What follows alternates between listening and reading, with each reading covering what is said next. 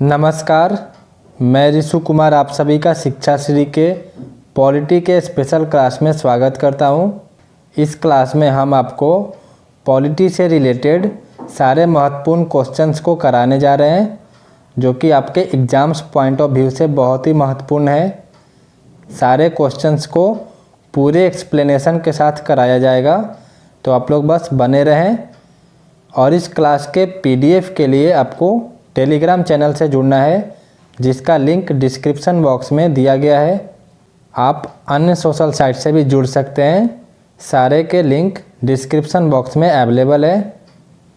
चलिए क्लास को स्टार्ट करते हैं। पहला क्वेश्चन है, भारत के संविधान में किसके पद का उल्लेख नहीं है? The constitution of India does not mention the post of. Options हैं राज्यसभा के उपाध्यक्ष, उप प्रधानमंत्री, लोकसभा के उपाध्यक्ष या फिर राज्य विधानसभाओं के उपाध्यक्ष। सही उत्तर होगा उप प्रधानमंत्री, डेप्यूटी प्राइम मिनिस्टर का हमारे संविधान में कोई उल्लेख नहीं है। लेकिन इसका वो संविधान में तो कोई उल्लेख नहीं है, परंतु ऐतिहासिक रूप से अनेक अवसरों पर विभिन्न सरकारों ने अपने किसी एक वरिष्ठ मंत्री को उप प्रधानमंत्री यानी कि डिप्टी प्राइम मिनिस्टर बनाया है। इस पद को भरने की कोई संवैधानिक अनिवार्यता नहीं है, ना ही यह पद किसी प्रकार की विशेष शक्तियाँ प्रदान करता है। आमतौर पर जो वित्त मंत्री होते हैं या फिर रक्षा मंत्री होते हैं, इस तरह के जो वरिष्ठ कैबिनेट मंत्रियों के पद होते हैं वो इन पर स्थापित किए जाते हैं, मतलब उन्हीं को उप प्रधानमंत्री बनाया जाता है। जिन्हें प्रधानमंत्री के बाद सबसे वरिष्ठ मंत्री माना जाता है, वही इस पद को ग्रहण करते हैं, उप प्रधानमंत्री को। और इस पद का उपयोग गठबंधन सरकारों में मजबूती लाने हेतु किया जाता रहा है। जो इस पद को बनाने की जो ज़रूरत पड़ती है, जब गठबंधन की सरकार बनती है तभी ये पद कभी कभार बनाए जाते हैं, और उसको मजबूती लाने के लिए बनाया जाता है इस पद को। और इस पद के पहले धारक कौन थे, ये क्वेश्चंस कितने बार पूछ चुका है? तो आंसर होगा सरदार वल्लभ भाई पटेल। वो हमारे देश के पहले डिप्टी प्राइम मिनिस्टर थे। हमने एक स्पेशल स्टैटिक जीके का क्लास लिया था, उसमें प्रधानमंत्रियों की सूची दी थी, तो आप लोग उसे ज़रूर देखें। देश के आज़ादी होने के बाद से अभी तक यानी कि 2020 तक कितने प्रधानमंत्री हैं, उन सबों की सूची है उसमें, तो आप लोग उसे ज़रूर देखें। और सरदार वल्लभ भाई पटेल जो हमारे देश के उप प्रधानमंत्री थे, वो जवाहरलाल नेहरू की कैबिनेट में गृह मंत्री भी थे। और कई बार ऐसा भी होता रहा है कि प्रधानमंत्री की अनुपस्थिति यानी कि एब्सेंस में उप प्रधानमंत्री संसद या फिर अन्य स्थानों पर उनके स्थान पर सरकार का प्रतिनिधित्व करते हैं, रिप्रेजेंटेशन करते हैं, और कैबिनेट की बैठकों की अध्यक्षता भी कर सकते हैं। अब अगला क्वेश्चन है, भारतीय संविधान का उद्घाटन कब हुआ था? Indian constitution was inaugurated on. Options हैं 25 जनवरी 1950, 25 नवंबर 1949, 27 दिसंबर 1949 या फिर 26 जनवरी 1950। सही उत्तर होगा 26 जनवरी 1950। इसी दिन हमारा संविधान लागू हो गया था। जो भारत का संविधान है, ये भारत का सर्वोच्च विधान है, जो कि संविधान सभा द्वारा 26 नवंबर 1949 को पारित हुआ था और 26 जनवरी 1950 से प्रभावी हुआ था। इसी दिन यानी कि 26 नवंबर को भारत के संविधान दिवस के रूप में मनाया जाता है हर एक साल। और 26 जनवरी को क्या मनाते हैं, तो गणतंत्र दिवस के रूप में हम लोग मनाते हैं। भीमराव अंबेडकर जो थे, वो भारतीय संविधान का प्रधान वास्तुकार थे, या फिर निर्माता भी कह सकते हैं उनको। जो भारत का संविधान है, ये विश्व के किसी भी गणतांत्रिक देश का सबसे लंबा लिखित संविधान है। रिटन कॉन्स्टिट्यूशन है दुनिया की किसी भी गणतांत्रिक देश का। अगला क्वेश्चन है, राष्ट्रपति को पद की शपथ कौन दिलाता है? Who administers the oath of office to the president? Options है भारत के मुख्य न्यायाधीश, लोकसभा अध्यक्ष, प्रधानमंत्री या फिर उपराष्ट्रपति। सही उत्तर होगा भारत के मुख्य न्यायाधीश, चीफ जस्टिस ऑफ इंडिया, जो राष्ट्रपति होते हैं उनको उनकी पद की शपथ दिलाते हैं। और जब राष्ट्रपति के पद की शपथ दिलाने के समय चीफ जस्टिस ऑफ इंडिया यानी कि भारत के मुख्य न्यायाधीश नहीं हो, अब्सेंस हो, तो कौन दिलवाएगा? तो जो सुप्रीम कोर्ट के मोस्ट सीनियर जज होते हैं वो शपथ दिलाते हैं। जो भारत के राष्ट्रपति होते हैं वो भारत गणराज्य के कार्यपालक यानी कि एग्जीक्यूटिव अध्यक्ष होते हैं। संघ के सभी कार्यपालक कार्य उनके नाम से ही किए जाते हैं। जो अनुच्छेद 53 है, आर्टिकल 53, उसके अनुसार संघ की कार्यपालक शक्ति उनमें निहित है। वो भारतीय सशस्त्र सेनाओं का सर्वोच्च सेनानायक भी हैं, वही होते हैं, राष्ट्रपति ही होते हैं। जो भारतीय सशस्त्र सेनाएं हैं उनके सर्वोच्च सेनानायक राष्ट्रपति ही होते हैं। और जितने भी हमारे देश में आपातकाल लगाने का विधि है वो राष्ट्रपति ही करते हैं, या फिर लगाए या फिर हटाएं। और राष्ट्रपति कौन होते हैं? देश के प्रथम नागरिक भी राष्ट्रपति ही होते हैं। भारतीय राष्ट्रपति को भारतीय नागरिक होना आवश्यक है, ये मैंडेटरी है। हमारे देश के पहले राष्ट्रपति कौन थे? तो राजेंद्र प्रसाद थे। ये इनकी कार्यकाल 1950 से लेकर 1962 तक चली थी। राष्ट्रपति का रेसिडेंस कहाँ पर है? आवास। तो ये राष्ट्रपति भवन नई दिल्ली में है, ये प्राइमरी रेसिडेंस है। विंटर में राष्ट्रपति यानी कि सर्दियों में कुछ दिनों के लिए इनका विंटर रेसिडेंस कहाँ पर है, पूछ सकता है क्वेश्चन, तो आप लोग इसे ज़रूर दीजिएगा आंसर। ये कि यहाँ पर है राष्ट्रपति निलयम, जो कि बोलेरुम सिकंदराबाद हैदराबाद में है, तेलंगाना की राजधानी हैदराबाद में। और समर रेसिडेंस कहाँ पर है? तो रिट्रीट बिल्डिंग चारबारा शिमला हिमाचल प्रदेश में। राष्ट्रपति की सैलरी कितनी होती है प्रति माह? तो प्रति माह 5 लाख होती है, ये उनकी सैलरी होती है। और अभी तक कितने राष्ट्रपति हुए हैं भारत के आज़ाद होने के बाद से? तो 14 राष्ट्रपति हुए हैं। जो रामनाथ कोविंद जी हैं अभी फ़िलहाल जो राष्ट्रपति हैं वो 14th प्रेसिडेंट हैं। अगला क्वेश्चन है, किस संवैधानिक संशोधन अधिनियम में लोकसभा की सीटें 525 से बढ़ाकर 545 कर दी गई है? In which constitutional amendment act seats of Lok Sabha were increase from 525 to 545? Options हैं 21वां संवैधानिक संशोधन अधिनियम 1967, 24वां संवैधानिक संशोधन अधिनियम 1971, 25वां संवैधानिक संशोधन अधिनियम 1971 या फिर 31वां संवैधानिक संशोधन अधिनियम 1973। सही उत्तर होगा 24वां संवैधानिक संशोधन अधिनियम 1971। 24th कॉन्स्टिट्यूशनल अमेंडमेंट एक्ट 1971 के तहत जो लोकसभा की सीट थी 525 पहले, वो 545 कर दी गई है। लेकिन जो यूनियन टेरिटरीज के रिप्रेजेंटेशन था उसको लोकसभा में घटाकर कितना कर दिया गया है? 25 से घटाकर 20 कर दिया गया है, ये भी याद रखिएगा। लोकसभा, इसके बारे में थोड़ा जान लेते हैं। ये भारतीय संसद का निचला सदन है, लोअर हाउस बोलते हैं। और अपर हाउस किसको बोलते हैं? ऊपरी सदन किसको बोलते हैं? तो राज्यसभा को।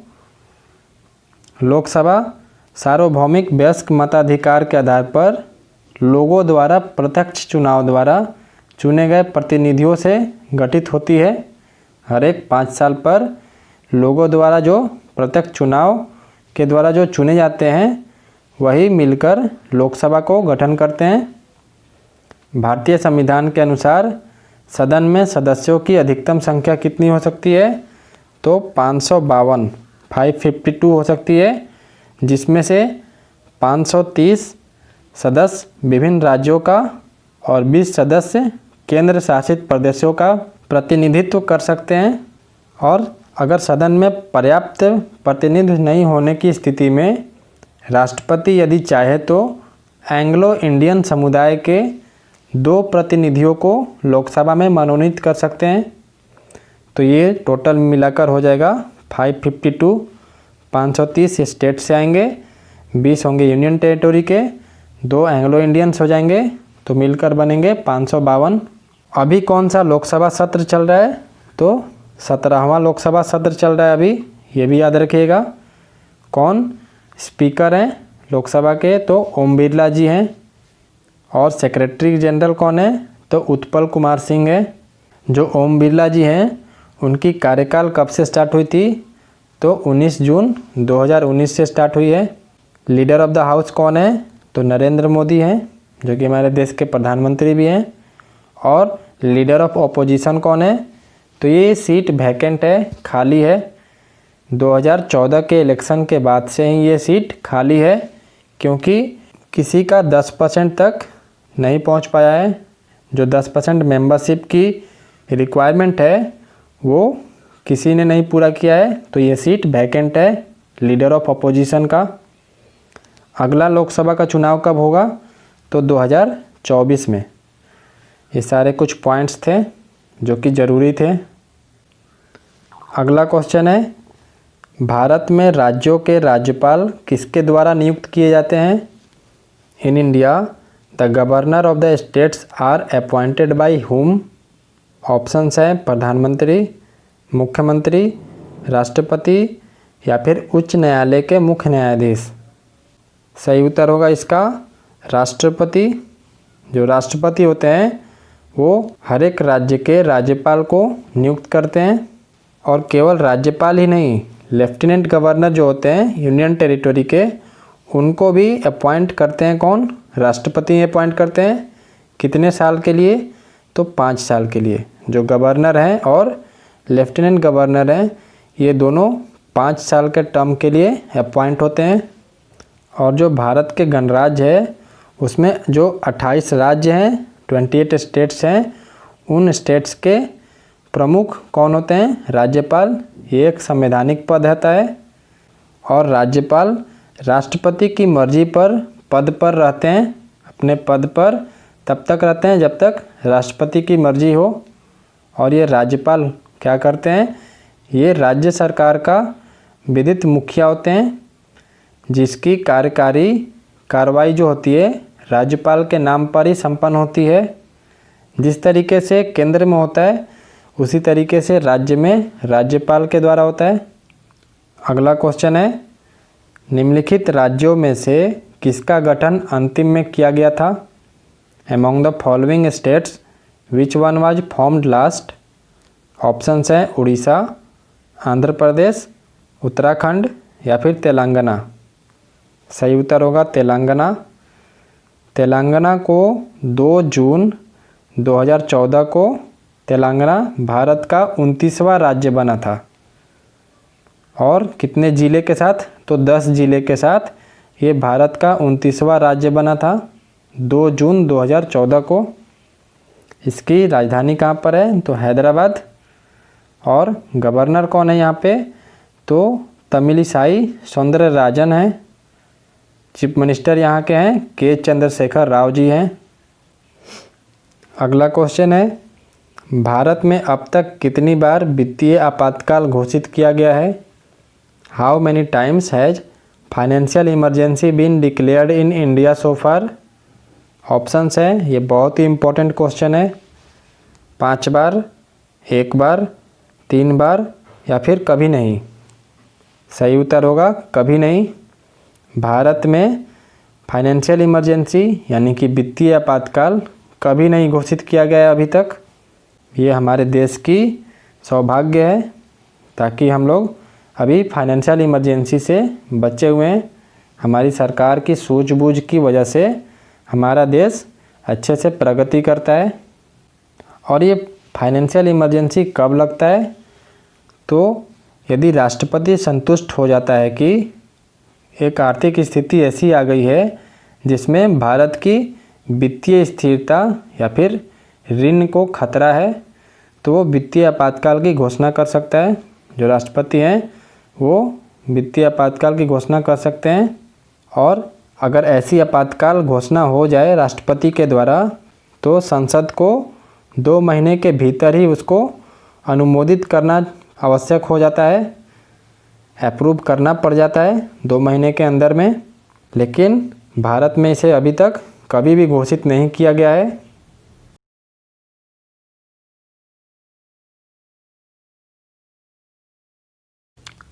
अगला क्वेश्चन है, पिन कोड प्रणाली के तहत भारत में डाक क्षेत्रों की संख्या कितनी है? Under the pin code system the number of postal zones in India are, option है 7, 8, 12 या फिर 9। सही उत्तर होगा 9। पिन कोड सिस्टम के तहत भारत में पोस्टल जोन की संख्या 9 है और इन 9 में से 8 क्षेत्रीय हैं और एक कार्यात्मक क्षेत्र है जो कि भारतीय सेना के लिए स्पेशली है वो। और पिन कोड का जो सिस्टम है 6 डिजिट का, उसको हम यहाँ पर थोड़ा बता रहे हैं। पहला अंक जो होता है वो उस क्षेत्र को इंगित करता है, दूसरा अंक क्या करता है, उस उप क्षेत्र को इंगित करता है, और तीसरा उस क्षेत्र के भीतर जो सॉर्टिंग जिले होते हैं, जो जिले होते हैं उसको इंगित करता है। और बचा 3 और, तो वो क्या इंगित करता है, वो व्यक्तिगत जो डाकघर होते हैं उनको सौंपा जाता है। जहाँ का पोस्ट ऑफिस है उसको वो अंतिम 3 जो अंक है वो सौंपा जाता है। इस तरीके से 6 डिजिट का पिन कोड बनता है। पहला क्षेत्र को इंगित करता है, दूसरा उप क्षेत्र को, और तीसरा उस क्षेत्र के सॉर्टिंग जिले को, और बाकी का 3 उस डाकघर का। तो ये मिलकर 6 डिजिट होता है। अगला क्वेश्चन है, शून्यकाल की अधिकतम समय सीमा क्या हो सकती है? What could be the maximum time limit of 0 hour? बहुत ही इम्पोर्टेंट क्वेश्चन है ये। ऑप्शंस हैं 30 मिनट, 1 घंटा, 4 घंटे या फिर अनिश्चित काल। सही उत्तर होगा 1 घंटा। जो मैक्सिमम टाइम लिमिट होता है शून्यकाल का वो 1 घंटा होता है। और ये प्रश्नकाल के तुरंत बाद जो समय होता है उसी को शून्यकाल बोलते हैं, 0 आवर बोलते हैं। ये दोपहर में 12 बजे से शुरू होता है और जो सदस्य होते हैं अध्यक्ष को पूर्व सूचना के साथ इस दौरान महत्वपूर्ण मुद्दे को उठाते हैं 0 आवर में, और ये बहुत ही पॉपुलर भी है सदस्यों के बीच में। अगला क्वेश्चन है, संसद के 2 सत्रों के बीच अधिकतम अंतराल क्या हो सकता है?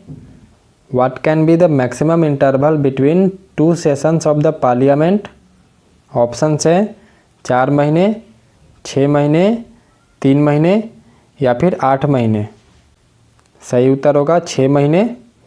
जो मैक्सिमम इंटरवल होता है 2 सेशन के बीच वो 6 महीने हो सकता है हमारे संसद का। और जो हमारा संविधान है वो राष्ट्रपति को प्रत्येक सदन को ऐसे अंतराल पर बुलाने का अधिकार देता है जिसमें कि 2 सत्र के बीच 6 महीने से अधिक का अंतर नहीं होना चाहिए। ये संविधान में लिखा गया है। इसीलिए संसद को 1 वर्ष में कम से कम 2 बार अवश्य मिलना होता है। अगला क्वेश्चन है, भारत के संविधान में कितने अनुच्छेद हैं? How many articles are in constitution of India now? अभी रिसेंटली का पूछ रहा है। ऑप्शंस हैं 392, 410, 440 या फिर यहाँ पर 448 कर लीजिए ऑप्शंस में। तो यही ऑप्शन होगा, डी ऑप्शन 448 हमारे संविधान में अनुच्छेद हैं अभी जो हाल फिलहाल का पूछ रहा है। और हमारा देश का संविधान विश्व का सबसे लंबा लिखित संविधान है जिसमें कि कितने आर्टिकल्स हैं? तो 448 हैं आर्टिकल्स, और ये 25 पार्ट्स में है और 12 शेड्यूल्स में है। ये सारे याद रखिएगा। 25 भाग में, 12 शेड्यूल्स में, अनुसूचियों में है। और अभी तक कितने अमेंडमेंट्स किए जा चुके हैं यानी कि हमारे संविधान को कितने बार संशोधन किए जा चुके हैं, तो 104 बार, 104 टाइम्स अभी तक अमेंडमेंट्स हो चुके हैं। और जो 104वां संशोधन था वो कौन सा था, वो एससी और एसटी के लिए सीटों के आरक्षण का विस्तार करने के लिए 25 जनवरी 2020 को ये अमेंडमेंट किया गया था। अगला क्वेश्चन है, निम्नलिखित में से किस राज्य का लोकसभा में सबसे ज़्यादा प्रतिनिधित्व है। Which of the following states has the largest representation in the Lok Sabha. Option है पश्चिम बंगाल, उत्तर प्रदेश, बिहार या फिर महाराष्ट्र। सही उत्तर होगा उत्तर प्रदेश। उत्तर प्रदेश का सबसे ज़्यादा रिप्रेजेंटेशन है लोकसभा में, और कितना है, तो 80 है। 80 सीट्स उत्तर प्रदेश से आते हैं। और ये लोकसभा में रिप्रेजेंटेशन किस बेसिस पर होता है, तो राज्यों के आबादी के ऊपर। तो सबसे ज़्यादा आबादी उत्तर प्रदेश में करीब 22 करोड़ की आबादी है, तो इसलिए सबसे ज़्यादा सीट उत्तर प्रदेश का है। लोकसभा में 80 सीट है। उसके बाद किसका है नंबर, तो महाराष्ट्र का, वहाँ पर 48 सीट्स हैं। उसके बाद वेस्ट बंगाल का है 42 सीट, फिर है बिहार 39 सीट है वहाँ पर, और तमिलनाडु का 38 सीट है। ये टॉप 5 स्टेट्स हैं जिनका लोकसभा में कितना सीट है वो हम आपको बताए हैं। आबादी के ऊपर डिसाइड होता है सीट्स। और ये आबादी का बेसिस पर किस साल से लिया जाता है, तो 1971 की जो जनगणना थी उसके आबादी के बेसिस पर सीटों का एलोकेशन होता है लोकसभा में। अगला क्वेश्चन है, भारत के 11वें राष्ट्रपति कौन थे। Who are the 11th president of India. ऑप्शन है शंकर दयाल शर्मा, एपीजे अब्दुल कलाम, प्रतिभा पाटिल या फिर प्रणब मुखर्जी। सही उत्तर होगा एपीजे अब्दुल कलाम। ये हमारे देश के 11वें राष्ट्रपति थे। इनका पूरा नाम क्या था, तो अबुल पाकिर जैनुलब्दीन अब्दुल कलाम था। और इनका जन्म कब हुआ था पूछ सकता है, तो 15 अक्टूबर 1931 को रामेश्वरम में हुआ था। इन्हें मिसाइल मैन के नाम से भी जानते हैं। और ये जाने माने वैज्ञानिक, भारत के पूर्व राष्ट्रपति और इंजीनियर के रूप में विख्यात थे। इन्होंने ही सिखाया था कि जीवन में अगर चाहे तो जैसी भी परिस्थिति हो उसको अगर आप अपने सामने पूरा करने की ठान लेते हैं तो उन्हें आप पूरा करके ही रहते हैं। बहुत सारे इनके मोटिवेशनल कोट्स हैं जो कि हम सभी को प्रेरित करते हैं। तो आप लोग थोड़ा मोटिवेशनल कोट्स भी जानें। डेली बेसिस पर इंस्टाग्राम पर मोटिवेशनल कोट्स, इंस्टाग्राम और फेसबुक पर मोटिवेशनल कोट्स डाले जाते हैं, तो आप लोग उसे भी फॉलो कर लें। इंस्टाग्राम, फेसबुक सारे के लिंक डिस्क्रिप्शन बॉक्स में अवेलेबल है। अगला क्वेश्चन है, संविधान संशोधन के विधि किस अनुच्छेद में प्रदान की गई है। The method of constitution amendment is provided in which article. Options हैं अनुच्छेद 348, अनुच्छेद 248, अनुच्छेद 268 या फिर अनुच्छेद 368। सही उत्तर होगा अनुच्छेद 368। इस अनुच्छेद में संविधान संशोधन की विधि प्रदान की गई है। और ये किस पार्ट में है, 368 जो आर्टिकल है ये 20वें पार्ट में, संविधान का 20वां भाग में है। और पॉलिटी के लास्ट क्वेश्चन, इस क्लास का लास्ट क्वेश्चन, निम्नलिखित में से कौन मौलिक अधिकार का संरक्षक है। Which one of the following is the guardian of fundamental rights. Options में से बताना है।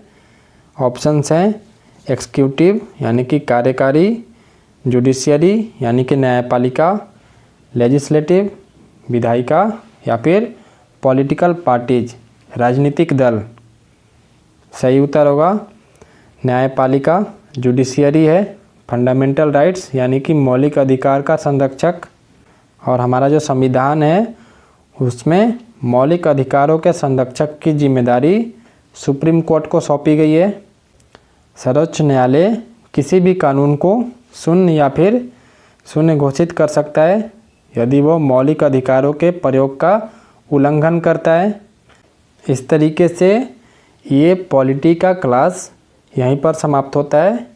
पूरे एक्सप्लेनेशन के साथ आपको इस क्लास को बताया गया है, जो कि आपके एग्ज़ाम्स के लिए बहुत ही इम्पोर्टेंट था। सारे इम्पोर्टेंट क्वेश्चंस को ही यहाँ पर कराए गए हैं, तो आप लोग इसे ज़्यादा से ज़्यादा दोबारा से देखें और अच्छे से पॉइंट्स को समझें और अपने दोस्तों में भी शेयर करें ताकि सभी को फ़ायदा हो।